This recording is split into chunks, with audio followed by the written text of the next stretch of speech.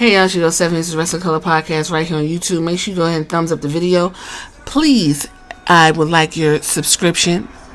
Hit the bell for notification if you want to keep up. Follow me on Pinterest and Instagram. Those links will be in the banner. If there are any other places that I will be, I will always put that link in the banner. Get into all the content. Get into all the content, the shorts, all of that. You know, YouTube don't like to let a sister shine. So when I be posting some good shit and it be pumping, they be like, whoa, we gotta pull her back. And then they put me back in the fold, in the mix, and you can't find me. So I'm YouTube's best kept secret, apparently. So let's go ahead and get started. What we talking about? There's an article floating around over on Bleacher Report. And it is talking about WWE, the granddaddy of them all. It is called 4 Reasons Why WWE is Hotter Than It Was During the Attitude Era. Oh, the Attitude Era. That's a podcast coming because you motherfuckers are getting on my nerves with the obsession of the Attitude Era. An era which I actually lived through and enjoyed because I was 12. Now let's dive into this. So what is Mr. Eric Beeston having to say? This is recently updated. It was written July, but has been updated and posted again by the Bleacher Report, says 20 hours ago. So let's get into it. WWE is hotter now than it's ever been before, and yes, that includes the Attitude Era of the late 1990s. And according to some calculations, the Attitude Era started in 1996 and ended in 2002. 1996, I was in 9th grade. Yeah, so I was like 13. Give me a break. Of course that shit was exciting. Not for the ladies, of course. But I thought The Rock was the sexiest thing walking. Now, that's another conversation for a different day. So while the company may not be the pop culture phenomenon that it was during that period when Austin 316 and the New World Order t-shirts were as prominent as FUBU and Calvin Klein. I know that's right, because for us, by us, we was wearing that shit. Do you hear me? WWE is experiencing record numbers in television ratings, live attendances, and merch sales. And I have contributed to that. Yes, my son has a Bobby Lashley shirt, a New Day shirt. He likes Bobby Lashley. He has 2 of those. I have the Bloodline shirt in white, Bianca Belair. And I think that's it. Oh, and Roman Reigns. Because every time we go to a wrestling show, you got to get new merch. And WWE Shop will send that shit, even though it says it's on like back order. I order and get my shit the next day. So I don't know if WWE's warehouse is out here, but their shop is fantastic. Now, as of late, there's been some complaints on the quality since they moved to this whole organized type shit, because they don't have sales like they used to. But that's another conversation for a different day. Let's get back to this. Dave Meltzer, you all will quote this motherfucker to the ends of the earth. So this is no different. Dave Meltzer said in his dry-mouthed way, attendance is way up. It's a big one cable. Even in the Attitude Era, when it was big one cable, it wasn't beating the top network shows. It wasn't even close. But now, I mean, it is. It's crazy, and people want to say that somehow it isn't hot. It is hot. It's the hottest wrestling has been since 2001, and that's 22 years, and people may look back and go, oh, they're doing 3 million views and that many years ago. Although TV's changed, they certainly weren't doing these crowds on a regular basis like they are now, and the crowds for the quarter would be some of the highest in many years, and so many other things.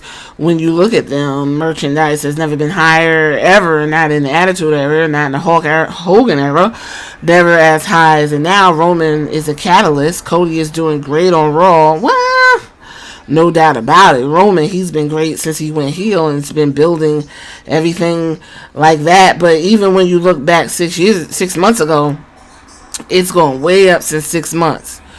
That was my imitation of Dave Meltzer. You know, he just gives you one full run-on sentence where he's smacking and his mouth is dry. So, according to this, as we continue to read, why is the company hotter than ever before? They gave you 4 reasons. And we're going to go through each of them really quickly. Master spectacle. I will agree. WWE has always put on the show. If they can't do nothing else, they will give you a good package. Background shows like 365, Chronicle.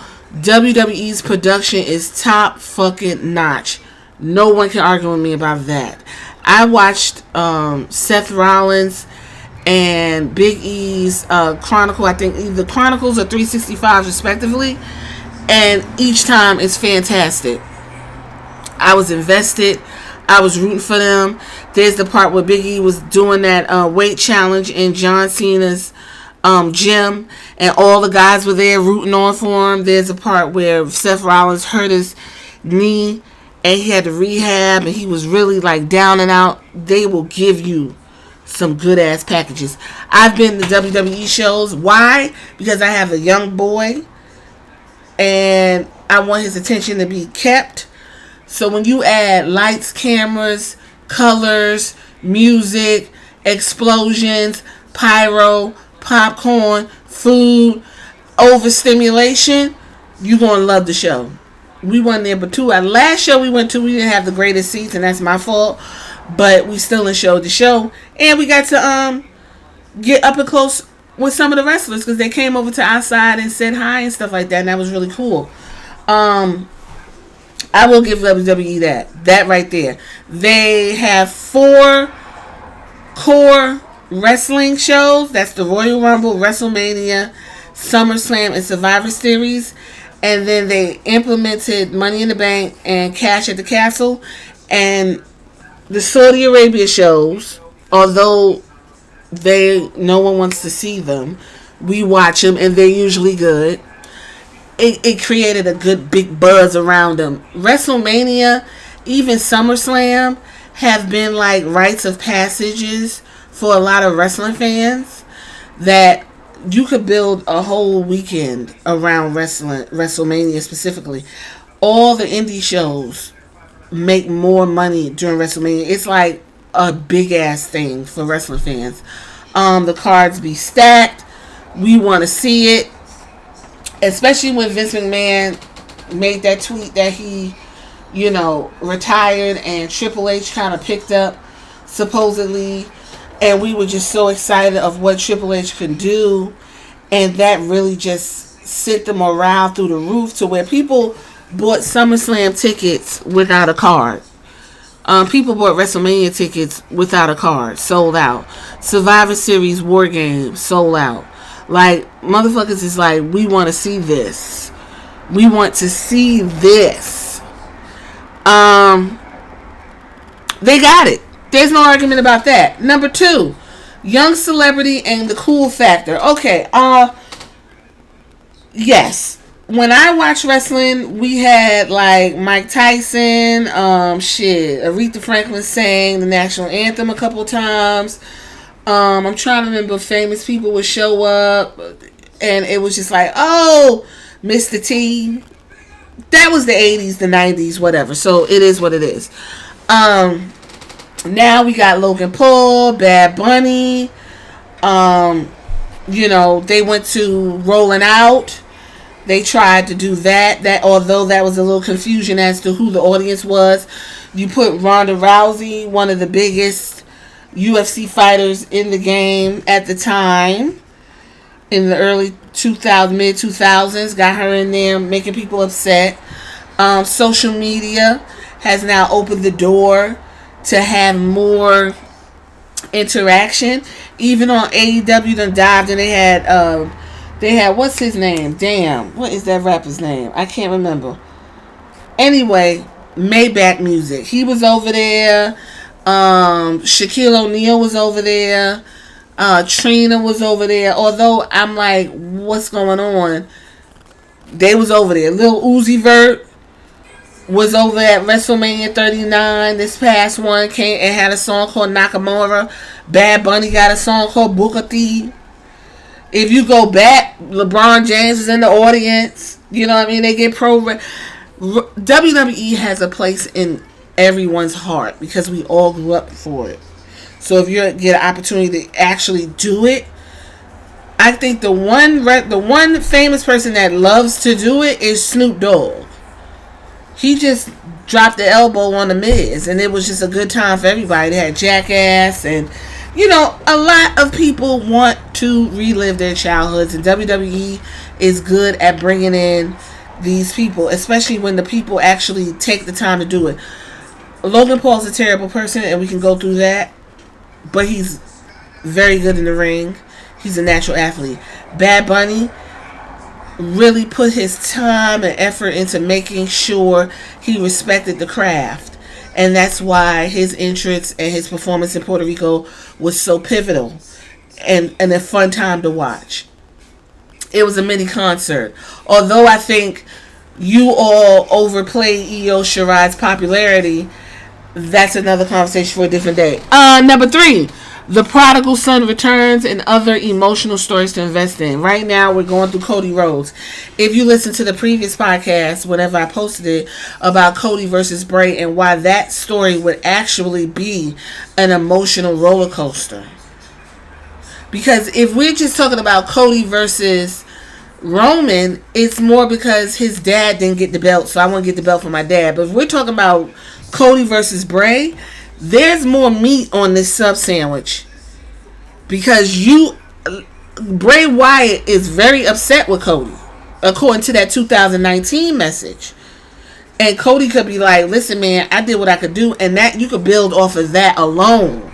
You don't even need a belt to tell Bray Wyatt's and Cody's story. That could just be a blow off, like, this has been years in the making, I want to whoop your ass. And then you got the Bloodline, 3 years. I don't give a shit what nobody says. The pandemic era, and I have to really give the pandemic era its flowers. That is where these wrestlers really were able to focus on the acting and character development aspect without the audience. And that was some of the best character development those 2 years with no audience. I loved it. Loved it. We got investment in those stories. Bayley and Sasha was telling their story. They carried the Attitude Era. They carried the pandemic era on their backs. They did. So did Drew McIntyre. They did. It's a lot of people were getting shine that they probably would not have gotten had that pandemic not came around when it came around. But Cody Rhodes, right now, everybody wants to see what's going to go on with him. We got the Bloodline. Right now, we got, the Judgment Day. Although it's to the detriment of the Raw Women's division. But that's neither here nor there, I guess. So, you can do storylines that will pull back from back in the day and bring that to the forefront to make a longer story. Because everybody needs a story. You just can't be fighting just cause. I mean, you could, but then you're a fucking idiot. Because if it was two strangers just walking past each other and start punching each other, you're like, what the fuck? But if two strangers walk past each other and you do some investigation, you find out that one stranger fucked the other one's partner, then you will have a good story, right? Okay, WWE can do it if they want to, and we've seen that with the storyline of the Bloodline, specifically. Roman Reigns, high tides raise all ships. That is a perfect way to end this. Roman Reigns spent 11 years, very short time in NXT, 11 years of being attacked, ran down. You all was very disrespectful to him. You couldn't handle him. He tried his best. That man came out there like a newborn baby. He went up against John Cena, who ran him down with that promo, that infamous promo, the suffering succotash, the writing. He went through the motions. When he was with the Shield, he got a little relaxation, but when the Shield broke up, he got thrown out there again by himself. The day Roman Reigns sat next to Paul Heyman and that camera panned out was the beginning of some of the best story creative writing in WWE history. I don't give a fuck what nobody says. And I've been watching WWE a long time. This right here, maybe it's because I'm older and I like watching soap operas and stuff and good movies and shows. This is some of the most compelling, enthralling, submersion ass storytelling I've ever seen. And I kept up with it since day one, since the pandemic era. Why did they say his rising tide raised all ships? Roman is now the main event. He is a draw. People are going to see Roman Reigns. I got the pleasure of seeing Roman Reigns versus versus Finn Balor as the Demon at Extreme Rules. That was, let me tell you something, that Extreme Rules, we had such a good time and we had some damn good seats. Oh, and Roman Reigns, me and my little stranger partner, we were sitting there. I didn't know that woman from a can of paint, but when Roman Reigns came out, it sounded like cats in that audience. All you heard was and kids, and then the men. Yeah, Roman Reigns is an attraction now. I watched SmackDown to see what Roman Reigns gonna do. I enjoyed in the beginning of the story when Jay used to fuck up. The audience would be like, oh shit. On Twitter, they'd be like, damn, Jay, come on, man. Because you knew Roman Reigns finna whip Jay's ass for X amount of time. Roman Reigns brought in his whole family. And there's a lot to be said by that. I don't give a fuck what nobody say. If we gonna do nepotism, this is the fucking way to do it. You understand? Everybody eats when Roman's on TV, and he is damn right. Jay about to get the biggest paycheck probably again with this SummerSlam main event, because he main eventing. Roman Reigns said, I run the show. You main eventing again. Ronda Rousey said that. Ronda Rousey the other night said some hot shit to fucking Shayna Baszler. She was like, alright, bitch, you want to fight? I'm going to go ahead and let you and help you main event, because you ain't doing shit else. You run around here looking crazy. I'm a main event with you. I'm going to whoop your ass. That's a story. They got a story. Hot package. I forgot about Ronda and Shayna. So, with that being said, is wrestling hot right now than the Attitude Era? I'm going to say, as a wrestling fan, because this is what I seek out, this is what I look for. I want to see it. I want to smell it. I want to taste it. Yes, it's hot. Yes, it is. It's very hot. It's to the point where sometimes I feel some kind of way when it's people who are outside of the wrestling realm be wanting to wrestle. I be like, what the fuck is this? But we can't gatekeep everything. We want this to be big and everybody have a good time. And I think right now is, if you're going to get into wrestling, right now would be the time to do it. Right now would be the time to do it. And it's just a good time to be a wrestling fan. Y'all tell me what y'all think in the comments about these top 4 reasons why WWE is hotter right now than it was during the Attitude Era. Alright, deuces.